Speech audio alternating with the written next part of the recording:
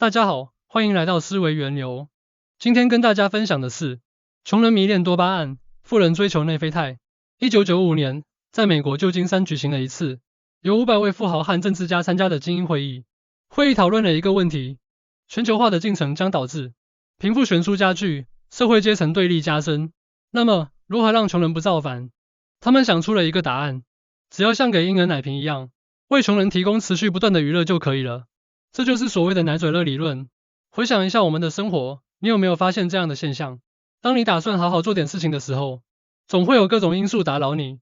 学习一会儿，你就忍不住想玩一下游戏，然后一玩就是2个小时。工作刚开始，你又禁不住点开某短视频，然后一看就是半天。其实这些奶嘴乐的背后，都是多巴胺陷阱。多巴胺是一种神经递质，它能够给人带来瞬间的快感，同时它又像一种廉价的毒品，让你在快乐中不断堕落。相反，内啡肽需要人克服欲望，才能艰苦获得，但一旦拥有，你就会享受到自我提升的巨大满足。这个社会最残酷之处在于，穷人都沉溺在多巴胺的快感中，而富人却在逼自己追逐内啡肽。21世纪最值钱的是时间，谁能赚到别人的时间，谁就能赚到别人的钱。谁的时间被浪费，谁就注定沦落贫穷。因为每个人的时间都是有限度的，如果你把精力用在提升自己、精进技能上，那么你的价值自然会水涨船高。如果你把精力都花在了奶头乐上，你在提升自我上的时间就会被大量压缩，于是在不知不觉之间，你就会被彻底废掉。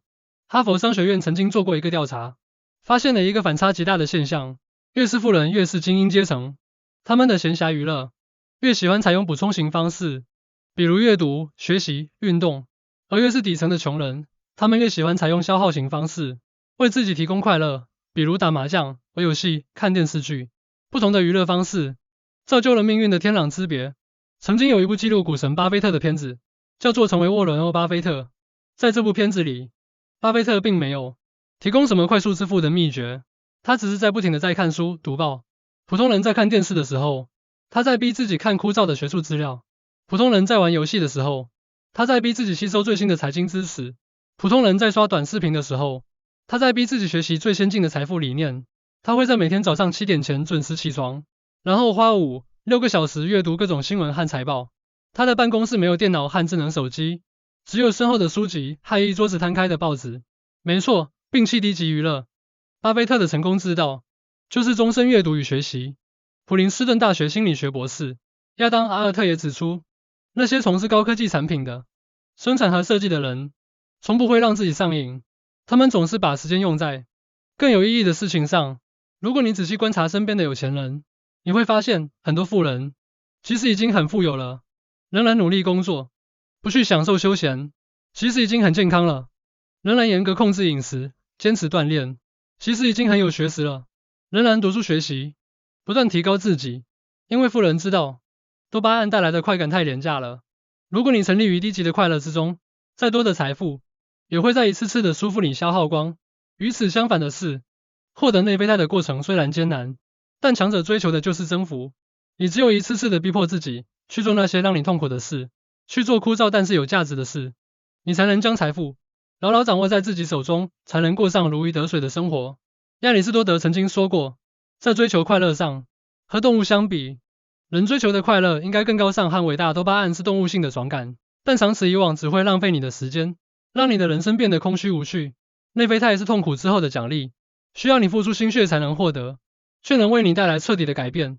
如何追求内啡肽，改变现状的困境？3个建议送给你。第一，就是忍受别人所不能忍受的。身处这样一个快节奏的时代，几乎每个人都在即时的快感中沉迷，只要你能比别人多忍受一点，差距就会拉大一点。张一鸣是怎么成功的？大学时期，别人谈恋爱约会，他读书写代码；别人玩游戏打牌，他读书写代码。他说，为了避免平庸，一定要抵制那些让你走向平庸的压力、诱惑。如果你不随波逐流，而是坚持自律；如果你不甘于平庸，而是努力进取，那么随着时间的推移，你所有的努力积累成巨大的优势，你就会脱颖而出。第二，就是狠自己之不能狠。那些能让你快乐的事情，往往都不容易。村上春树开始跑步时，每天清晨4点半就起来，跑完30分钟，汗水淋漓，气息困难几乎窒息，也要坚持不懈。写作时，独自关在房间里，从早到晚，最简单的初稿都要修改8遍。这个世界没有什么轻松的成功，没有什么不付出的成就，人生的路就是这样，你越是自律，生活越是宽容。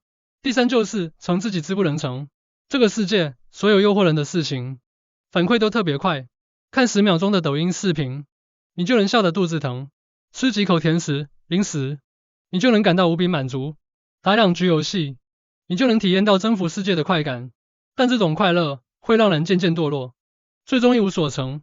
相反，所有有意义、厉害的事情，反馈都特别慢。健身一次，不会让你拥有6块腹肌，但1年后可以。看一本书，不会让你有什么认知上的变化，但看1000本可以。不坚持的话，就品尝不到快乐带来的甜美。多忍耐一下，多承受一些，命运的结局就会截然不同。永远记住，不要被那些低级的快乐毁掉你的人生，更不要在舒适的生活中变成一只被温水煮熟的青蛙。好了，今天的分享就到这里。如果你也喜欢这个视频，你可以点赞、订阅、分享和评论。我们下个视频再见。